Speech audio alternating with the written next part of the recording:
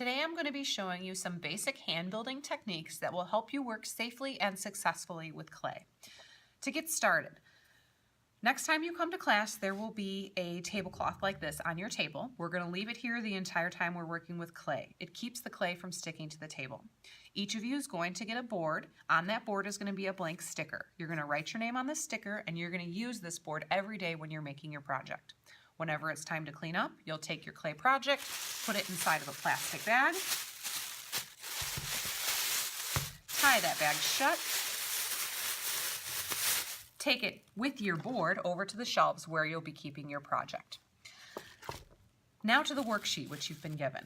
I'm going to go through some different terms and techniques, and I want you to both watch the video and write down a definition so that you make sure that you understand how to do these. The first term is wedge. When you get your clay from me, at the beginning of each class period, it will already be wedged, so you do not have to do anything to it. However, eventually you're going to end up with a bunch of pieces like this, okay? You can't just take your clay and then smush these pieces together and then use them.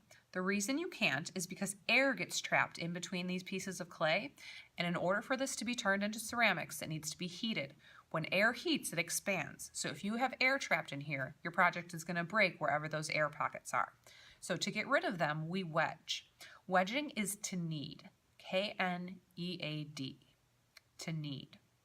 So to do that, take my clay, I put it into a ball.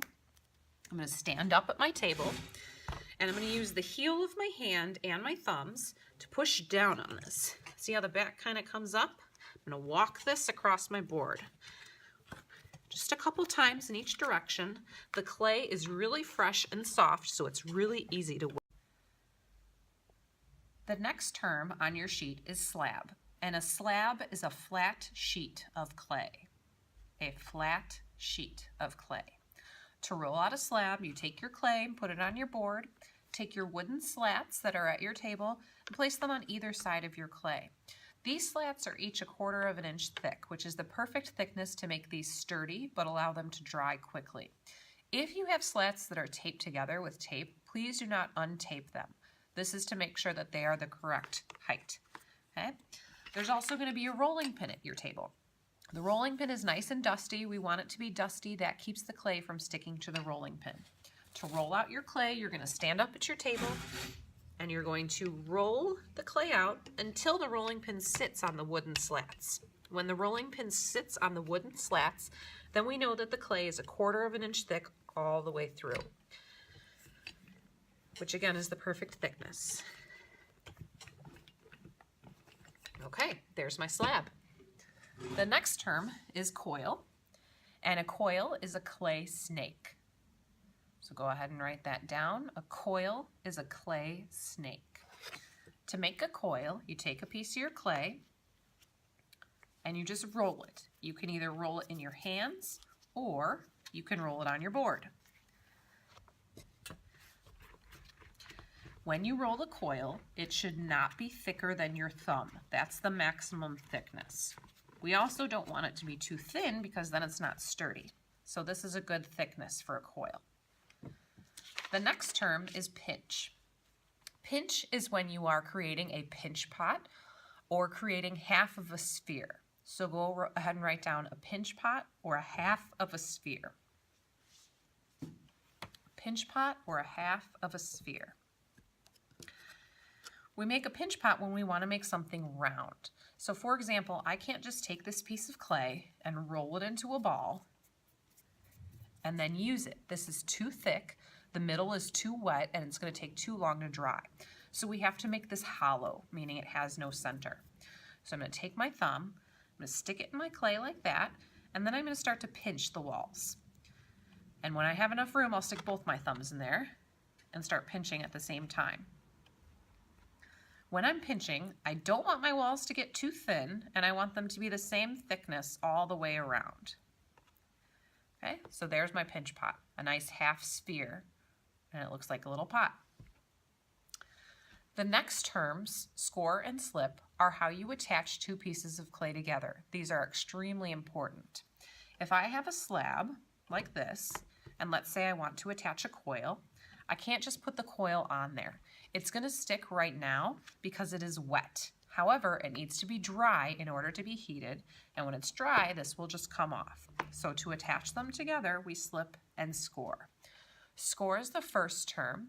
Score is to make a rough surface or edge. To make a rough surface or edge. At your table, there will be a little container filled with tools. All of the tools have specific uses, but they're also all kind of interchangeable. So this is my favorite tool. It's got a little wire on the end of it. So I'm going to score. To score, I'm going to make X's. So just right on here, make some X's. Same thing on my coil. I'm going to make X's. Then I'm going to attach these using slip, which is the next term. Slip is watered down clay that acts like glue. Watered down clay that acts like glue. Each table is going to have a container of slip. When you're not using it, you should leave the lid on. When you're ready to use it, open it up. And it just looks kind of soupy. It's clay that's been sitting in water. To use it, you stick your finger in there, and then you spread it on your X's.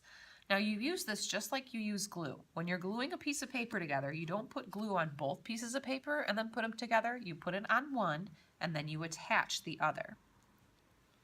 So I'm going to kind of press this down a little bit, make sure that it sticks, but I don't want to flatten it. You need to slip and score every single thing that you attach. So for example, if I want to take this tiny little ball of clay and I want it to sit right here, I can't just put it on there because eventually when it's dry, it's going to roll away. I have to slip and score. So I'm going to make an X on here. I'm going to make an X on here, take a tiny bit of slip, put it on there, and then attach them. Slip should only be used for gluing. Slip should never just be rubbed on the outside of your project. And the reason is that slip is very gritty, and when it dries, it'll be gritty like sandpaper, and it'll get sharp once we actually glaze it. So you never want to use it for anything except for gluing. So that covers your 3 hand building techniques: pinch, slab, and coil, and how to attach your pieces of clay together using the slip and score technique. Good luck.